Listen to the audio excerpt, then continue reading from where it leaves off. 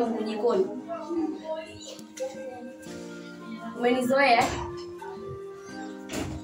Kwanza nitanguliza kwanza asante. Maana tangia nizaliwe sijawahi kupigwa kofi na mwanamke zaidi ya mama. Kwa hiyo nashukuru kwa hiyo. Na ile kofi ulivyopiga nimechochea nizidi kukupenda. Hivyo na akili wewe.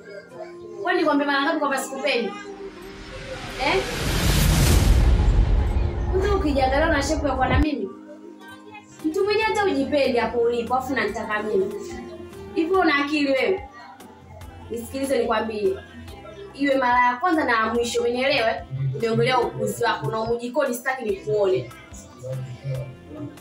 Kama vipi nikuachie majukumu wewe unapika huko.